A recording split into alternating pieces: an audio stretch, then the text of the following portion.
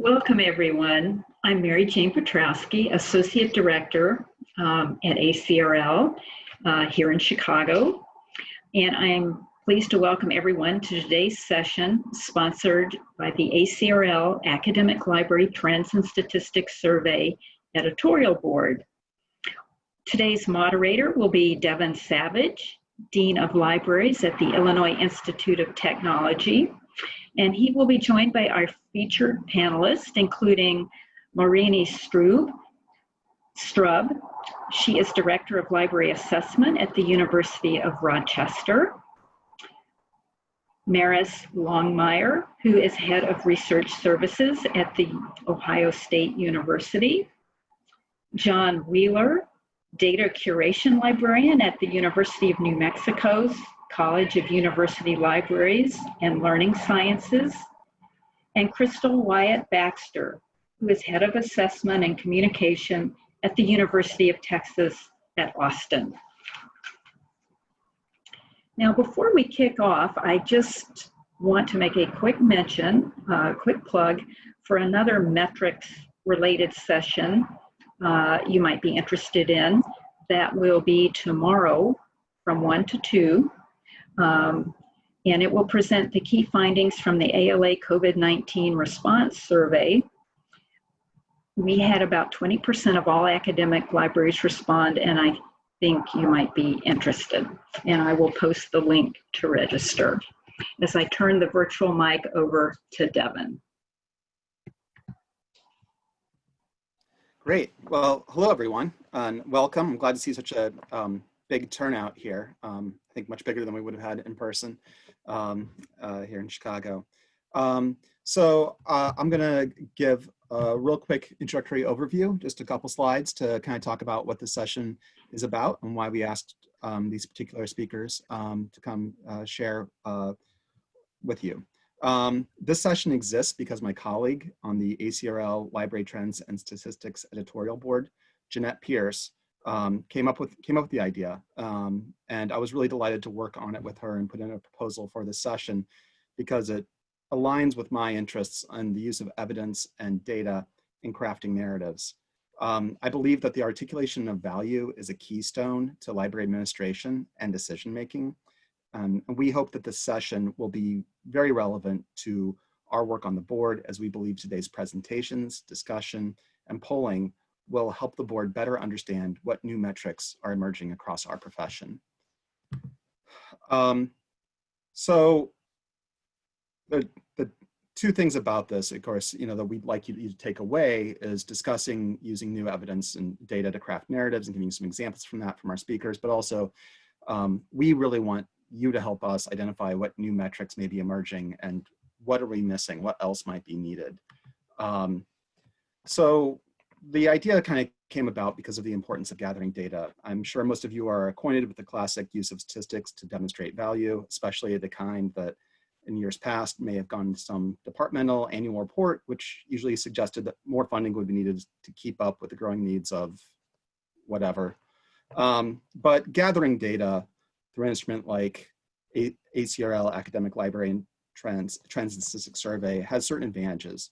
Categories for expenditures, interactions, services, and holdings are all defined so you can gain insight from measures over time. These standardized measures can also provide insight for comparative observations regarding other academic institutions. All that to say, gathering data for reporting helps you track and compare activity, which is then important for decision making. However, this isn't necessarily the same thing as gathering evidence and telling your story. It is important administratively to know numbers of things like volumes added, full text downloads, and research consultations. But I would suggest that it is even more important to be able to articulate clearly and simply with digestible statistics, quotes, and stories that resonate and align with your institution's mission. Storytelling, for our purposes, the ability to speak convincingly and relatably to communicate a narrative to your audience, is enriched by the use of data and evidence. There will always be institution-specific metrics which we will want to track, refine, and deploy. However, institutional missions shift, and some of the things which we think provide value, we don't always have clear or reliable assessments for say, library space usage or outreach and engagement events. These challenges, as say, gate counts unexpectedly fading, but there are other challenges. If you are uncertain of the meaning or accuracy of your institutional repository statistics, if you find yourself unable to speak convincingly about the success of digital scholarship or library programming, you may be in search of new metrics. And sometimes we have difficulty using the evidence we have to demonstrate value, especially in a way that clearly and directly aligns with institutional priority and needs. As a profession, we haven't always been establishing clear metrics for certain areas and haven't always gotten a grasp on what metrics that we do have. How do we connect concepts like ROI to areas like outreach programming? We need to be adept in using evidence for building your narrative. But another challenge is, I would say, is highlighted by this particular report, which was one that served as my then new provost's introduction to the academic library. In this report, I extensively used new initiatives, policies, collaborations, and innovations, along with surveys, assessment projects, and statistical reports. These reports, along with other kinds of marketing, can serve as valuable pieces for engaging and educating stakeholders, and the quantitative and qualitative data can serve you extremely well in conversations such as budget conversations. But for most of the important areas in this report that I wanted my new provost to know about, as the growth areas, the new initiatives, I simply didn't have good metrics, even for setting aspirational goals. I'm hoping to learn from our speakers and from all of you in this discussion and how to better define and refine new metrics for telling our story. And so with that, I'll introduce our speakers. Maureen Strub, as the Director of Library Assessment, Maureen manages, leads, and collaborates on projects focused on gathering, analyzing, and using high-quality, actionable data to determine the value of library services, programs, learning spaces, and resources. She has a strong background in user-centered design, and recent assessment work has focused on spaces, services, and information literacy learning outcomes.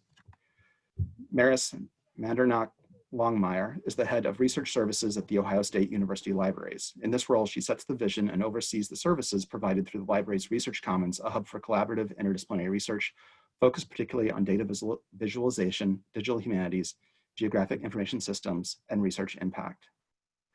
John Wheeler is the data curation librarian at the University of New Mexico College of Libraries and Learning Sciences.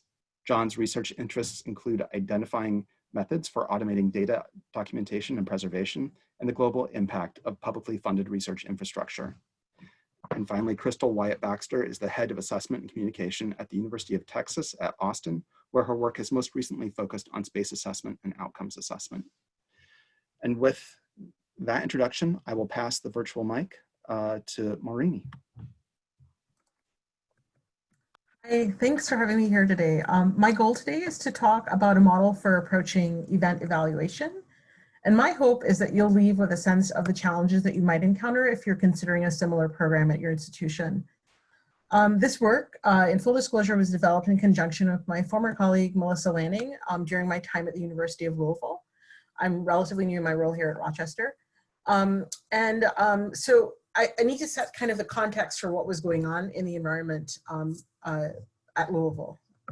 So next slide, please. So previous leadership at the University of Louisville had seen events and tools as a way for generating visibility and elevating essentially the library's campus profile in service of influencing positive perceptions of value, which would in turn lead to greater investment from campus administration. In essence, a form of profile management and relationship building. So as you might imagine, there were lots of events, some explicitly connected and some not so explicitly connected to library mission and goals. And the library's campus profile and image were largely positive. Or I shouldn't say largely positive, they were positive. The management of those events was very distributed, and with so many fingers in the pot, this distributed approach oftentimes didn't scale very well. So with new leadership at the helm, they sought to help manage the process and brought together a small central group to manage calendar and logistics for all the events in the main library, to make sure that the new events stayed within the scope of the strategic plan, and to make sure that the events that were taking place were better planned, better resourced, and more connected to those missions and goals. So with regard to the process, starting with library literature and presentations, we found lots of really useful and thought-provoking and holistic approaches, especially from public libraries. We also held structured interviews with the library contacts for 5 representative events. Those included exhibits and displays, open houses, presentations and lectures, service, and lastly, social events. These discussions were really pivotal in our early thinking about how to assess events. During these conversations, we oftentimes learned that the desire to build and maintain campus and community relationships was often the singular goal of hosting the event, right? In addition to local events planners, we also spoke with librarians at other institutions about their experiences with event evaluation.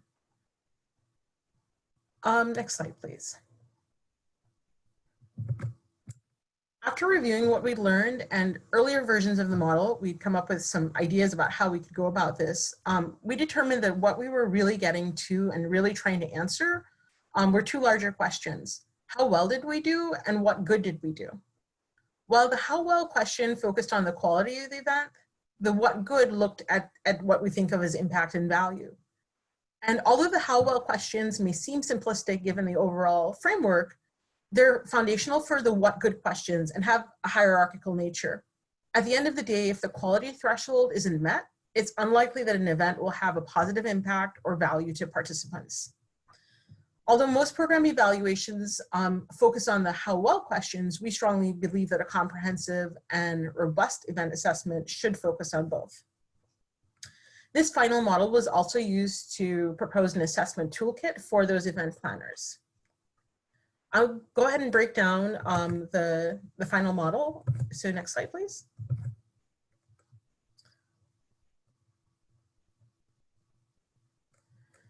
For the how well element, the how well element focused on the how well element takes a conceptual how well what good framework and expands it into 6 dimensions, right? These new dimensions offer better defined categories than our previous models that we had come up with. And the first basic quality dimension that we wanted to measure was not just how many people had attended, but how well did we do at reaching and attracting our target audience. For satisfaction and learning environment, we focused on measuring overall satisfaction with the event content and the event space. Next slide, please. The third dimension was learning, where we concentrated on measuring attendees or participants' perceptions of their learning at the event. We left that largely in the hands of the event planners because they had significant expertise, particularly with events associated with regard to learning or learning outcomes for an event, not so much the social events. We recognize that our colleagues in instruction, for example, had a lot more expertise developing those outcomes and already had methods in place for assessing learning. For the fourth dimension, behavior, we wanted to focus on how the event had influenced the attendance at other events, as well as their interactions with planners afterwards. The fifth dimension looked at the impact on our relationships, specifically the influence of our publicity and marketing on patron attendance, and whether the event led to other opportunities for collaboration with our partners. And finally, the sixth or last dimension zeroed in on the return on investment in publicity and marketing, attendance, logistics, and lastly, building social capital. Next slide, please.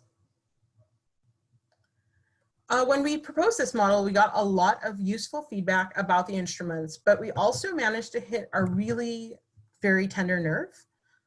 The first one that we hit was legacy mental models.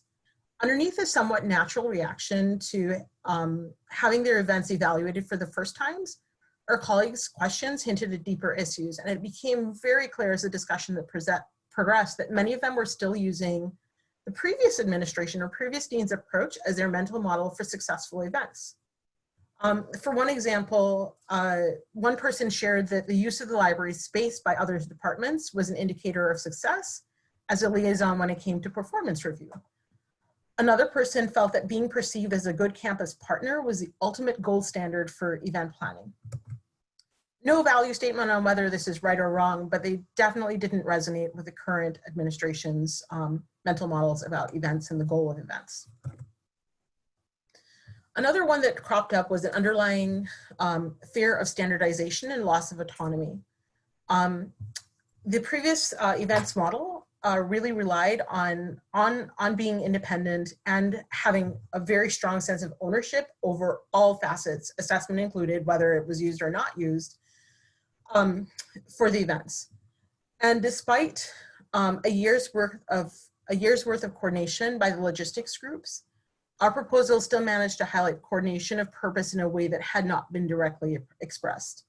And that was kind of a shining light or a bright light moment for the event planners that they hadn't quite realized was happening, and they reacted in response to that perceived sense of loss.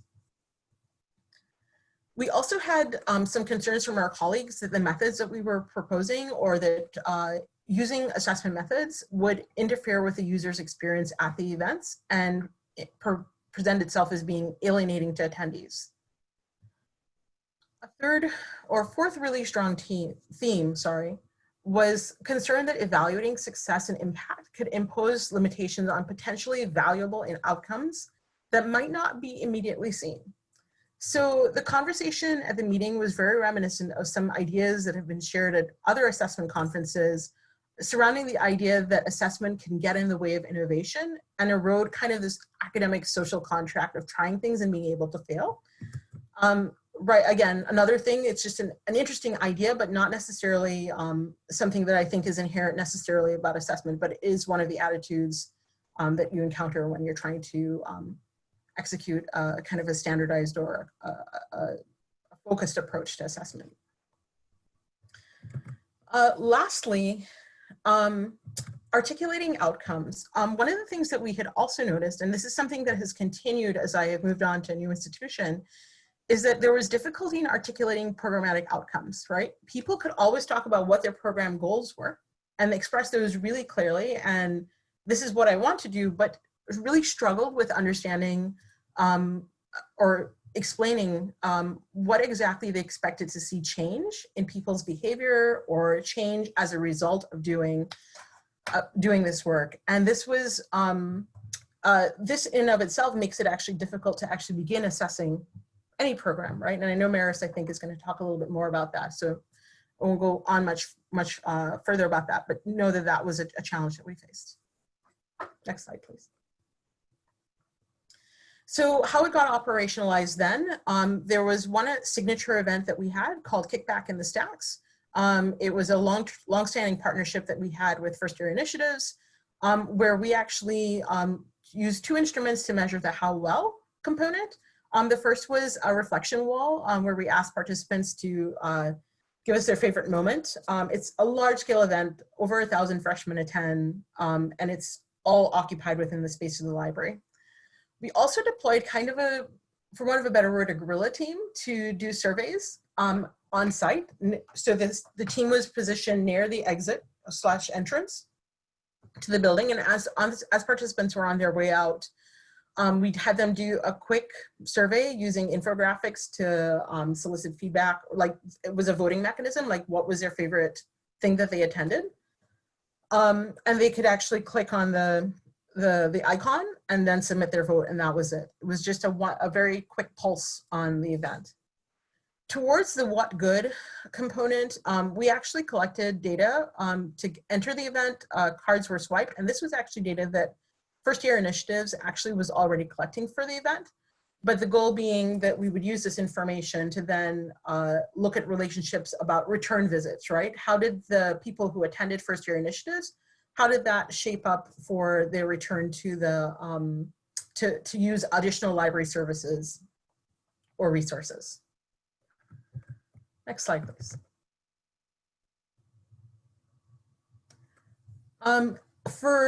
Since I've moved on from Louisville, I've actually taken some of the practices or this model and actually modified how I've implemented it here. Getting out of the how well business, first of all, from like a sustainable practice, it doesn't help build, and I'm going to use a phrase that drives me a little bit nuts sometimes, a culture of assessment.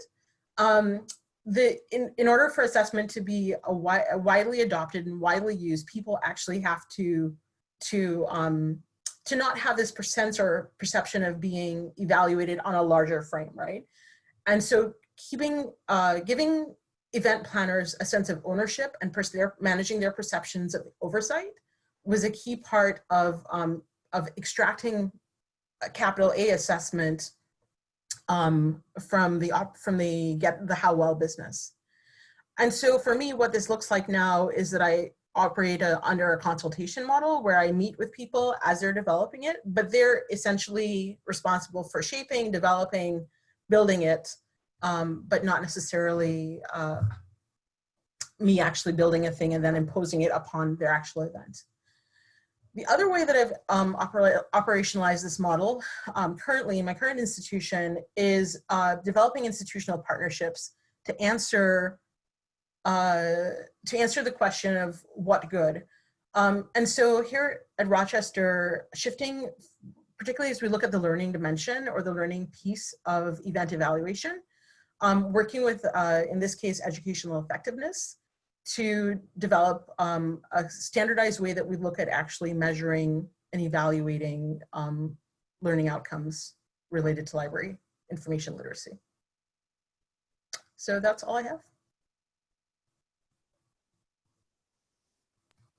Excellent, thank you, Marini. Folks, you can type.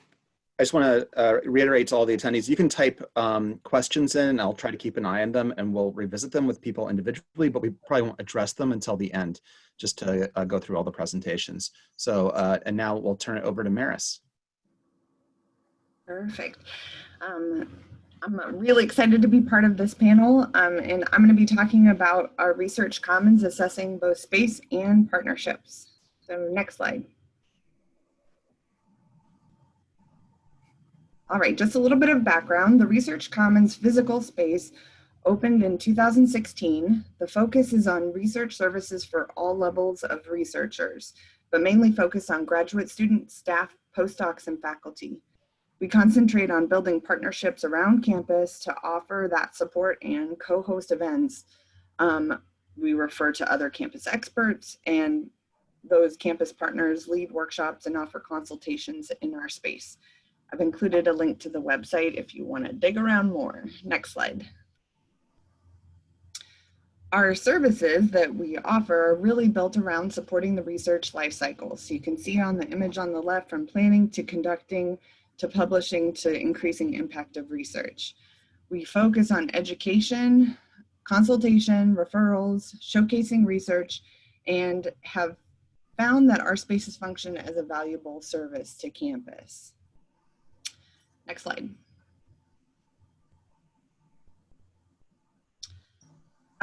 Some statistics that we gather regularly are that we've had since the beginning of the space. So we started offering services back in 2014. The space opened in 2016.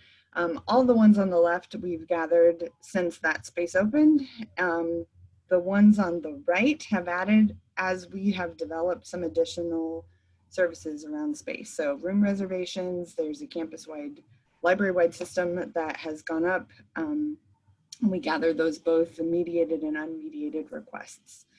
As LibGuides have been developed, we track usage. But just a variety of statistics, numbers that we gather. Next slide. Are they useful? Well, it depends. It depends on who's the audience.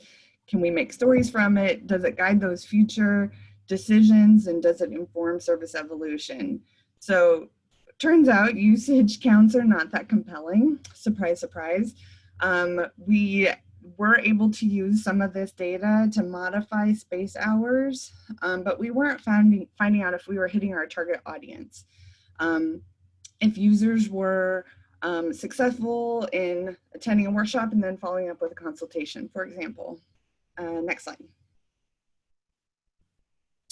All right, so in 2017, we created a logic model to help frame our assessment of the program that's coming. So what Marini was talking about of looking at that long-term impact and short-term and mid-term outcomes, what is the behavior change we want to see?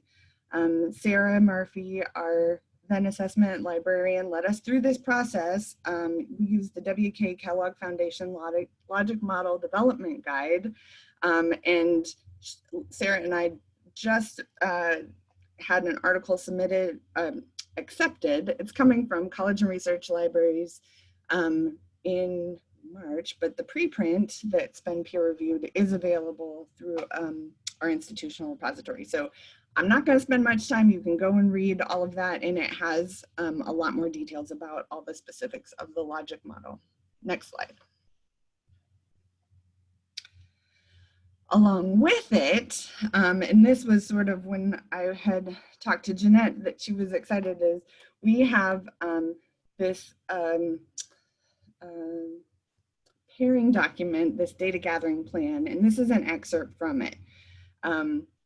And so what this looks at is it takes those bigger picture areas of looking at audience, library, and strategic partners, looking at the assessment question of do strategic internal and external groups partner or collaborate with the research commons in the space or educational activities, what we deemed as criteria for success, and then really specific on what data are we going to use, how are we collecting it, what's available, and when is it, how often are we going to gather that? And so this slide really details sort of in greater description of what those things are. And it's really a mix of qualitative and quantitative data. This part is 4 pages long.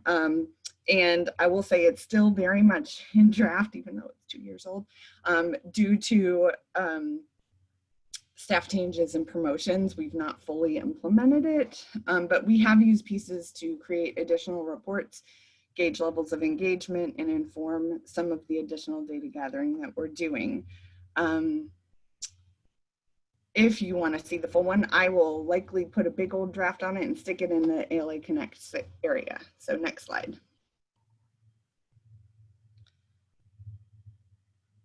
All right, is it useful? Back to these same questions. It turns out it actually has been a little more useful in decision making.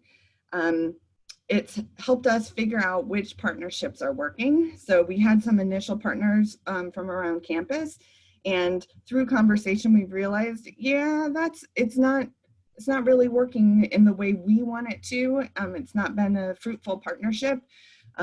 And more importantly, it's helped us realize here are some gaps. So that has been really useful, and we've been able to then dig in based on that.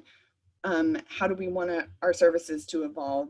How can we use this to tell better stories for the library? Yes. Next slide. Additionally, it's made pulling reports together a simpler process.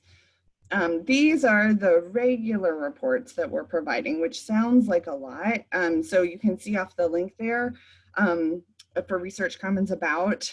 My team has been great in scrambling to get some of our existing reports up and posted.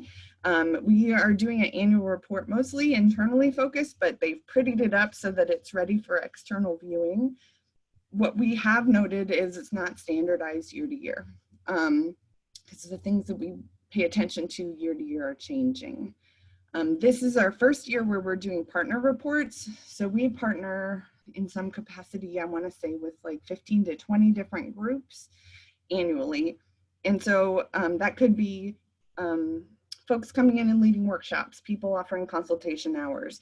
And this year, my staff has created reports breaking down attendance, survey results. So we send surveys immediately following each of the workshops, but this year they also surveyed anybody who had a consultation and asked them clarifying questions. And then looked at which colleges, which departments they were in, and provided those. As I mentioned, everybody immediately after a workshop, they are providing direct feedback and individualized surveys. We are doing event consultation reports. So each semester we send that information to the person who's offering it. We are seeing room reservation reports, so we've adjusted which rooms are available when. We have an event archive for internal use, and then we are sending annually summaries to each subject liaison about participation from their disciplines. So it's been a variety, and I would say we have great staff, and I couldn't do this if I didn't have the staff. Next slide. Additionally, we have been analyzing existing data. So in the recent couple of years, we've had an MBA intern to audit some messaging we've used to see, are we hitting various audience and provide recommendations. He did a full report. Our library's communication team could examine our social media engagement and make recommendations. Some of those we've tracked a little differently, and so being able to have them available has been really helpful. And finally, we've been able to pull information to give to our library development fundraising team that they can then use for creating user stories. And so looking at some of the information that we have, or information about consultations and the work that we're providing, that then can lead to other areas. Next slide. In the next couple of years, we plan on continuing to refine these areas. So really making sure we've updated our data gathering plan and the logic model, checking back to make sure it's still measuring the things that we would like. Relates to, right now we're looking at how our interdisciplinary space use compares to other disciplinary neutral spaces that are available on campus. We are looking at gaps that are existing for sharing information in the libraries to those campus users, campus partners, and beyond. And then again, check back to where the link is, that it is there for the various reports, because those are gonna get some enhancement as well. All right, next slide. Finally, if you have questions, feel free to contact me or see some of those reports. We'll upload those to the ALA Connect site. And I would be remiss without mentioning the current work Nicole Hernandez and Holly Davis have been doing around report writing and data analysis. And much of this foundation was laid by Josh Sidbari in his role with input from the entire Research Services Department. That's what I have. Thanks. Thank you so much, Maris. Excellent. So next up, we have John Wheeler, who will be joining us on audio only, but still sharing some really relevant project with us. So John, go ahead. Yes, good morning, and thank you, everyone. And I also want to take a second to thank Devin and ACRL and my fellow panelists for the opportunity to be part of this discussion today.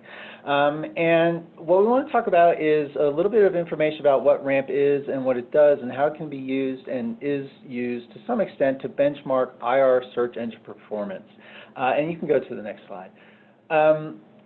Because the story, getting back to this idea of the stories that we're telling and the stories of our services, you know, the IR to me are fundamental, publicly funded, usually, infrastructure in supporting open science.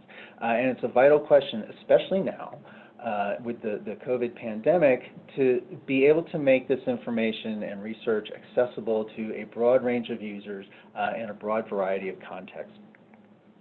And what RAMP does in the big picture is sort of present a new way of looking at, or an augmented way of looking at how IR individually are doing this, but also importantly, how IR are collectively accomplishing this. So what I'm going to talk about in the next few minutes, I want to back up a little bit. RAMP has been around since 2017, and we want to give an overview of RAMP's reporting method. And then I will demonstrate RAMP's implementation as a service. It is a service that is provided for free to institutional repositories. In a second, we'll see our web address, and you can contact us if you're interested in joining RAMP. And we'll discuss our thoughts about how we can improve dynamic benchmarking in RAMP going forward. So next slide, please. And what is RAMP? It's an acronym, so it stands for the Repository Analytics and Metrics Portal, and there is the website URL right there, which is also on my last slide, so we'll come back to it in a second. Go ahead and next slide. And I also want to take a second to acknowledge and thank the support of the IMLS and the collaboration and work of my colleagues on RAMP.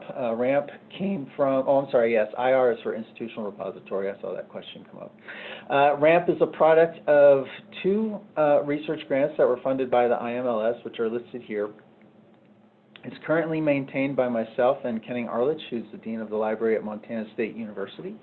And we've got some collaborators who are helping us to think forward about what RAMP is and what it does and how we can really leverage the data to tell these stories better. And that's Min Pham, who's a PhD candidate at the University of Missouri, and Nicholas Perulian, who's a PhD candidate at UIUC. Next slide. So backing up a second and thinking about RAMP and the problem that we were looking to address with it and why we developed RAMP is that there's a need for reliable and consistent benchmarks of institutional repository use, right? And so we have several complicating factors listed over here on the right, and one of them is variance among IR platforms and the local customizations that we get on platforms. So if you think about, there's 4 or 5 big repository software applications, right? There's DSpace, ePrints, Digital Commons, Fedora. And even within DSpace, the variety of implementations and configurations is so great that it's very difficult to get a consistent measure of metrics across institutions. And it can also be, moving to that next point, it's complicated to get reliable benchmarks of repository use because there's variance across reporting methods, right?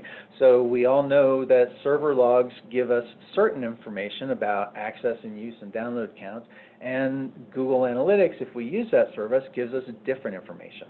And then finally, part of where this all comes down to, and the big statement of the problem, is the challenge is really distinguishing between human and bot activity. And there are various ways to do that, but depending on the application and the method used, you do get different results. Next slide, please. And so, yeah, and so our original grant and our original research was funded to look at this question of how can we improve consistency in IR metrics and reporting, and we decided to take sort of our model that we developed in the end sort of had 2 foci, and the first part of it is that we want to focus on what we're calling content clicks. So we have 3 types of IR pages here, repository pages here, and starting from the bottom, there's ancillary pages, which are HTML pages, and that's things like the repository homepage, the about page, the contact page. Somebody lands on that page, you get a report in Google Analytics. It's not necessarily relevant to your usage and the story that you want to tell because it doesn't necessarily point to somebody using the IR for research.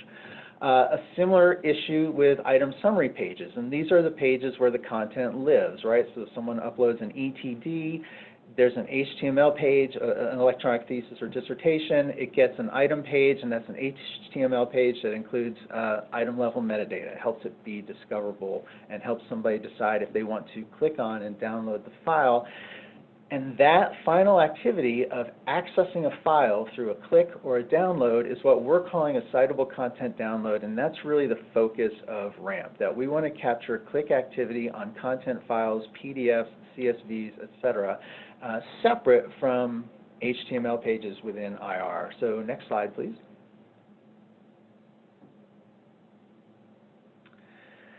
The second part of that and how we sort of look at this information is, in addition to looking at downloads and clicks on content files, we're looking at an alternative source of information, which is the Google Search Console API.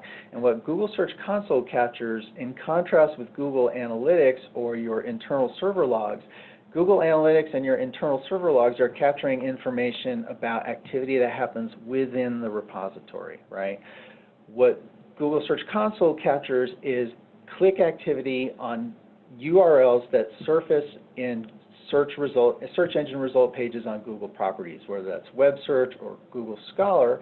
And we can see here that when we start tracking that activity separately from what we see in, say, Google Analytics, there is a tremendous difference. So just looking at, this is one of our original studies that we did for Montana State University's repository ScholarWorks.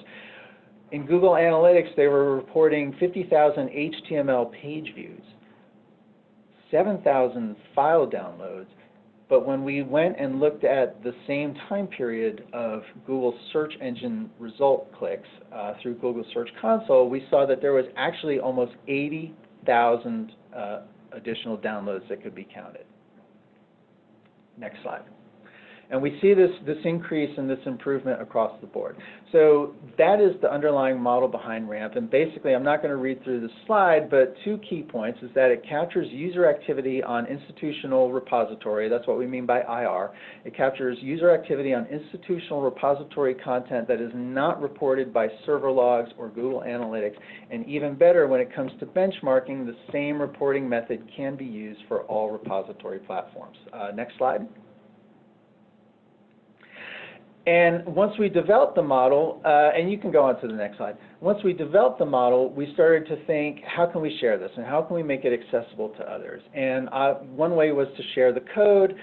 That was a little complicated because getting it stood up and authenticating was challenging, so we just decided to make it an online web service. And in 2017, when we launched the service, we had 3 institutional repositories. They were all DSpace, and now we have 59 participating IR. There's a breakdown there. You can see they're mostly DSpace repositories spanning 4 continents. Next slide. And so what we do within RAMP is we provide each participating repository with a dashboard that implements the model I just described, where we take search engine result page statistics and metrics that focus on that surface IR content and activity. Somebody did a Google search, your IR's content was returned in their search result and they clicked on it. It surfaces that and we process the data into some quick and easily consumed metrics, right? So for the time period of March 2nd to June 7th for UNM, we had 283,000 clicks on content files. We can see that the majority of the activity came from the United States and parts of South America. We also get information about device usage and some other statistics that are there. But coming to this question of benchmarking, if we go to the next slide, because we're applying the same method to all participating repositories, regardless of which platform they're using, we're able to create global statistics, right? And so for that same time period, we get the aggregate information for all 56 repositories in RAMP right now. It is 7 million clicks on content files. And again, lots of activity coming from the United States. We get device usage and other statistics. And so we get this very sort of granular global level of statistics where you can go in and RAMP participants are able to view each other's dashboards to do comparisons and say, well, how's my repository performance doing compared to another? But there's other ways that we can approach this. And so next slide. And this brings us to our next step and really sort of digging into that story. So let's say we have the question, UNM has 9 peer institutions that participate in RAMP. How can we benchmark our IR search engine performance against our peers? Never mind all the other IR on the other continents. We just want to know about other peer institutions in the Southwest. So next slide.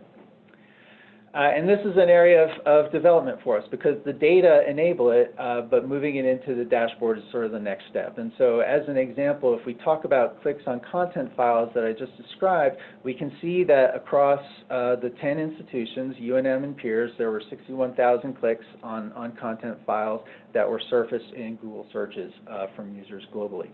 If we take UNM out of that picture, we see that the average then comes down to 61, or it goes up, I'm sorry, to 61,808. So UNM, and again, looking at the next line, UNM's actual monthly clicks on content files in January 2020 through search engine result pages was 58,000, right? So we get this view that, in a sense, UNM, compared to our peers, is not seeing as much click activity or as much search engine result activity as some of our peers. Another way we can look at this information on the next slide is to think about how many results are, institutional repository, how many of our repositories' content files or pages are being returned in search results, and what's the ratio of those that's actually getting clicked upon. And so again, we can see that if we break it down to a ratio of all of the URLs from our repository that are appearing in search results and the ones that are actually getting clicked on, when we look at that ratio over on the right, we see a little bit that UNM is, again, not performing as well as some of our peers. So it gives us an opportunity to turn to our peers and say, well, what are you doing? How have you optimized the discoverability of your IR content? How can we make our content more accessible and more discoverable? And so that is a very quick tour through what RAMP is, how we provide the service to others, and where we're thinking of going with it. On the next slide, as I mentioned, RAMP, the Repository Analytics and Metrics Portal, is a service that we do provide for free to other institutional repositories. And at the just recently launched website, parts of it are still under construction, rampanalytics.org, you can get more information and links to published data from RAMP and our publications. And thank you. Excellent. Thank you, John. All right, and I will now turn it over to Crystal. Thanks, Devin. Thank you for organizing, and thanks all my fellow panelists and ACRL. I'm excited to be here to talk to y'all today. I'm going to be talking about how we've sought alignments between what we need to do for our institution and what is useful and meaningful to our libraries at University of Texas at Austin. Next slide. So to give you a little bit of context, UT Austin is a large campus and we tend to be pretty siloed. People sometimes refer to it as like the Wild West. Nobody wants to do anything that anyone else tells them to do. So requiring anything campus-wide is a pretty big undertaking. But in fall 2015, campus-wide, we adopted the Continuous Improvement Framework, which is an outcome-based assessment framework for our SACSCOC accreditation, which is the Southern Association of Colleges and Schools Council on Colleges, I believe. Real nice acronym there. And so this is our accrediting body, and every 10 years we have accreditation visit, and we were coming up on that. And so they revamped how they were doing campus-wide assessment. And the libraries actually began participating in this in fall 2017. Next slide, please. So since we actually needed an assessment plan for each program or department within the libraries, this was a pretty big undertaking even within the libraries. And I gave you campus context, but I forgot to mention, we're also a pretty big library system. We have, I think, 11 libraries, depending on what you count as a branch. And so I was coordinating assessment planning with lots of folks. I started with a workshop for leadership because outcomes-based assessment was largely new to our organization. And so I had the leaders of each area decide how many plans they were going to have in their areas and designate plan writers. I wanted the people with domain expertise to be able to make the decisions about what to assess. And then I worked with them to figure out, based on what they wanted to know, how to assess it. So the next step was we had kickoff meetings with everyone who was going to be responsible for writing an assessment plan to explain what we were doing, to try to allay some of their fears, because there were a lot of fears, understandably. It was a big new thing. Then we did a workshop with all of the plan writers to go in depth really on what they needed to do. And I held drop-in work sessions so they could come work with me to get feedback on what they were doing as they were writing their plans. And once they had their draft plans and turned them in, I then gave them back to them with a feedback rubric that was based on a rubric that the university used to give us feedback on our plans overall. And then finally, we had implementation meetings with everybody to sit down and talk about, okay, here's your plan that we are agreeing on. How are we actually going to break this down and do it? Who's going to do what? When is each piece going to happen? Just to make sure we are all on the same page. And actually I ended up with a spreadsheet that looked a lot like what Maris shared, to kind of try to keep track of everything. In the end, we had 22 plans, I think, with 142 individual assessment methods. Next slide. So after that came the reporting phase. All of this planning happened, and then we actually have to do the things. So the first part of that was data collection, and how the data collection occurred differed from area to area. So a lot of them had been assessing for a while, and they knew what they were doing and just kind of took it over themselves. There were some areas where folks were newer to assessment, and so my office worked a lot harder, a lot more in depth with them to help write instruments and conduct the assessments. So throughout the year, all of the data was collected, the assessments were performed, and then next up, it was time to gather findings. And so we had another workshop on gathering findings and next steps, and then actually writing up the analysis for what folks found. Once people had their analyses, everyone held unit discussions to sit down with their areas and talk about, okay, here's what we found.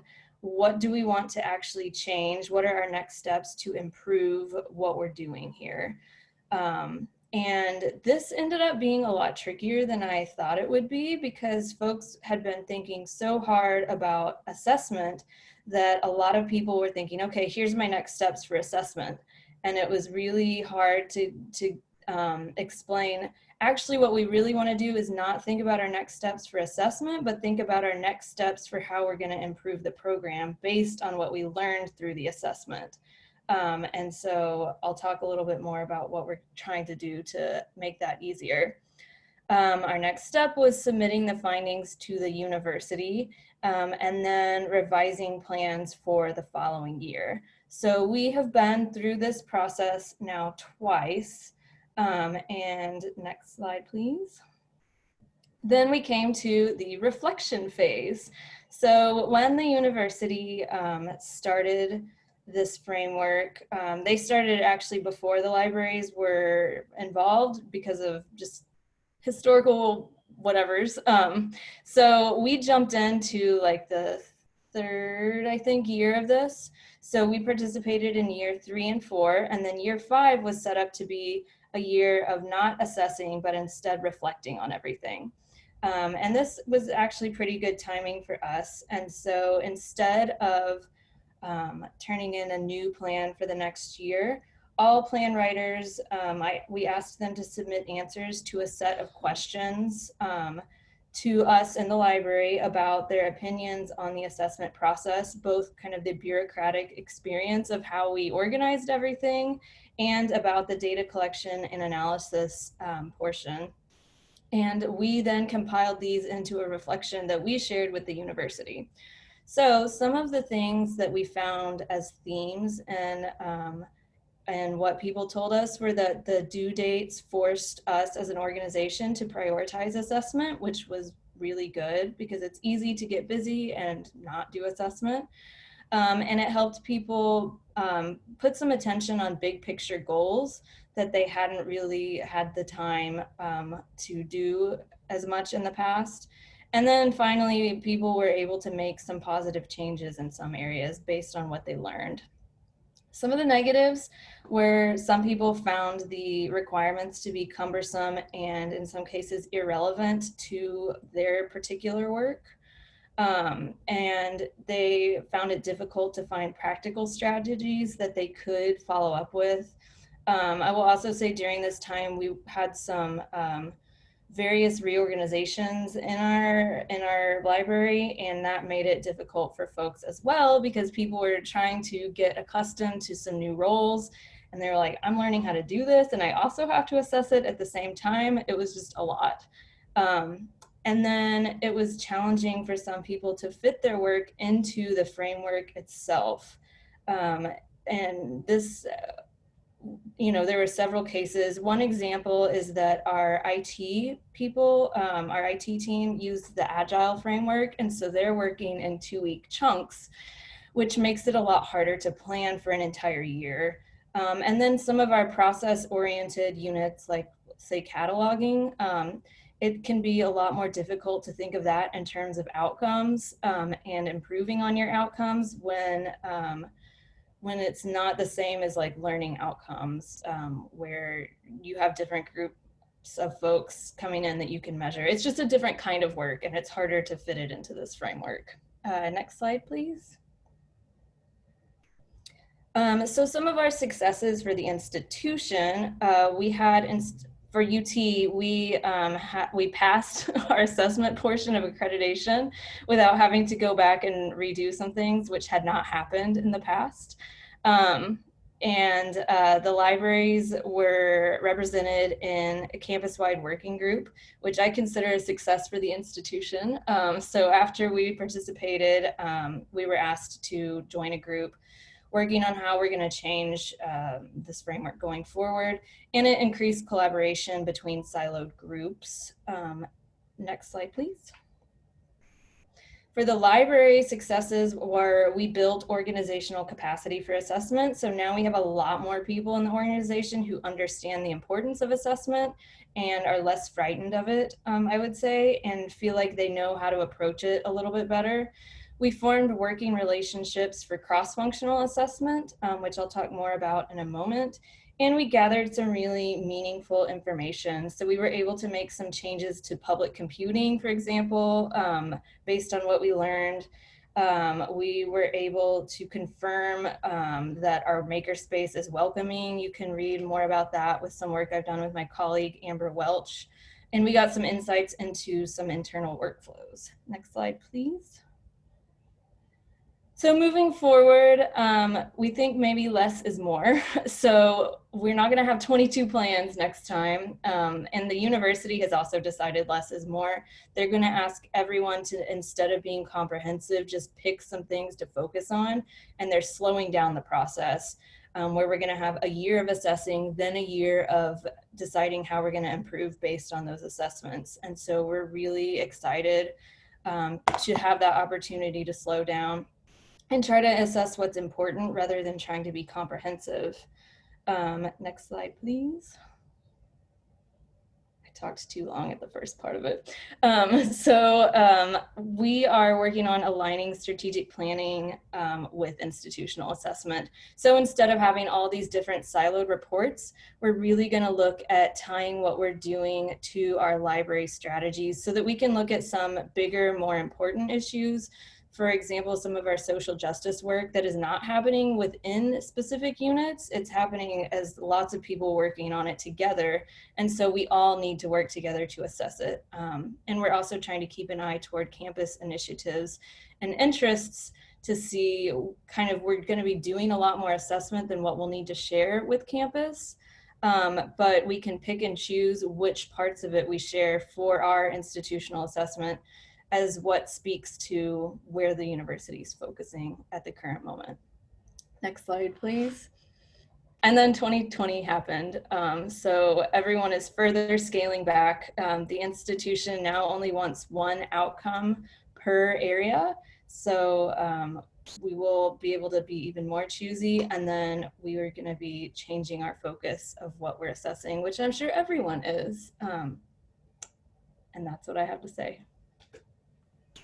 All right, thank you so much, Crystal. Thank you to all the participants. I think we are actually at time, and I know the presenters will stick around a little bit afterwards. What I would encourage you to do is, if you have questions, please type them in the chat, but also go to the ALA Connect site for this session. We will post some of the things that you requested there, as well as the slides for the session. But also, I think that would be a really great place for us. We'd hope to do a little bit of a poll of what metrics you needed, what more data you needed.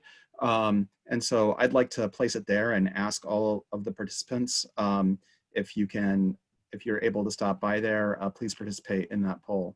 So thank you all so much. We really appreciate it. And thanks again to ACRL for hosting us. And I think, Mary Jane, did you have a wrap up? Thank you, Devin. I've been monitoring the questions and trying to track the ones that were not answered. And this is a question from John's presentation. People wanted to know, how are the RAMP citation statistics different from the IR platform statistics on the number of times an article has been downloaded? And kind of a related question is just wondering, why aren't all institutional repositories using RAMP? Thank you. I saw that question, and I appreciate it. And I apologize if it wasn't clear in my discussion, in my presentation, that the data source for RAMP data is different. So when you, for example, have a DSpace repository and you look at your DSpace reporting metrics, those are being pulled in most cases from internal server logs. In some cases, those download statistics are also augmented with data from Google Analytics if that feature has been configured for your repository. And so all of that is tracking what happens in your institutional repository within the actual websites, all the pages that fall under your repository's main website. What RAMP is picking up, and we originally used to call it an alternative method of gathering statistics, but now we started to think about it as an augmentation, because the data source for RAMP data is external in a lot of ways to your repository. It's basically, imagine with your internal server logs and your Google Analytics, if somebody does a web search for a piece of information and a thesis or dissertation comes up in the result from your repository and they click on it, if they don't actually go to your IR website, you may or may not have that click reported in your Google Analytics or your repository statistics. What RAMP captures by using Google Search Engine or Google Search Console data, it is getting data from search engine result pages. Whether or not the person actually clicked on that, followed through to your repository or not, if they, for example, downloaded a PDF from a Google Scholar search result page, that gets counted in RAMP. So the data source is different, and as we saw from some of the numbers when we started looking at it, it's a tremendous amount of activity on IR content that is not captured using internal server logs and Google Analytics. Thank you, John. And I have a question for Crystal. Someone wanted to know if you used a specific project management methodology for the work you did. No, I wish that I had, but I just kind of had a cobbled together set of spreadsheets, not even all in the same platform.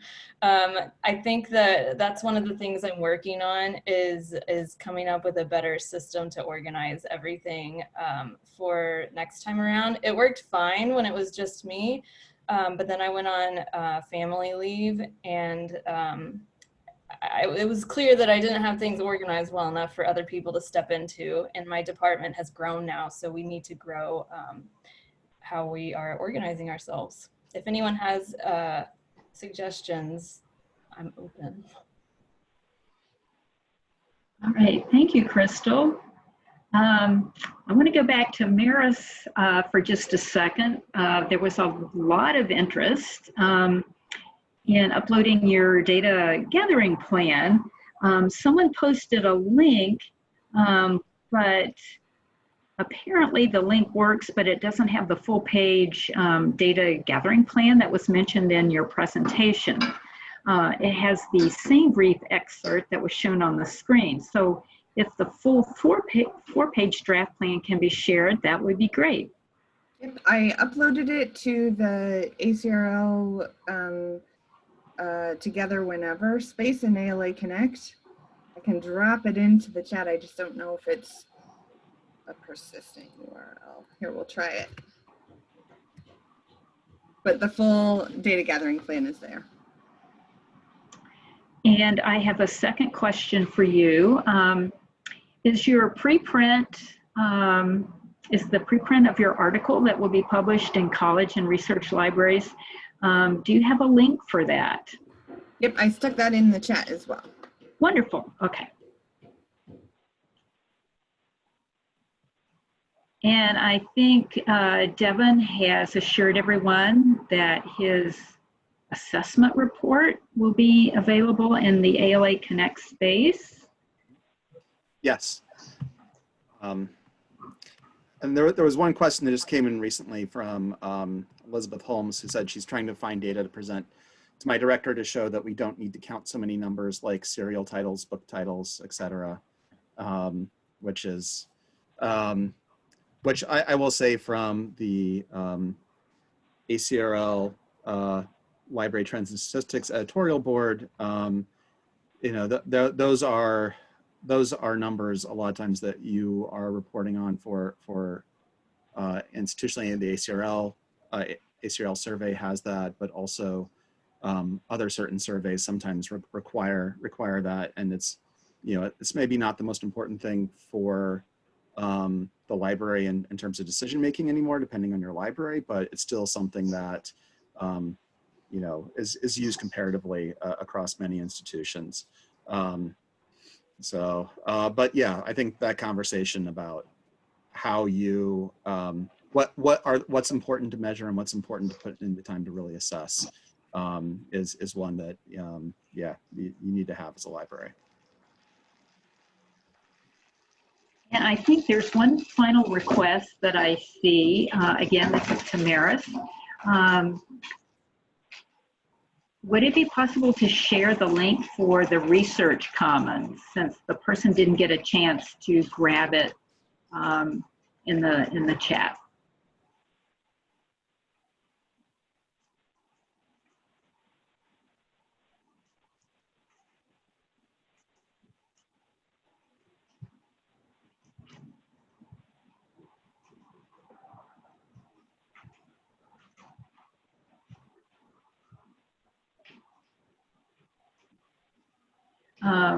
Maris, I think you need to, oh, there you go. It's there now, and I will work on, I uploaded the stuff to the ALA Connect area, but folks are saying they can't see it. So there may be other places it needs to go, or I need to upload it someplace else, but I'll work on that. Great, thank you. Well, that is all the questions that I see in the chat, and I want to thank everyone for coming. You will receive, I think, a quick evaluation, and again, a link when the slide cast and has been uploaded. So if you came in late, you can go back and listen to it.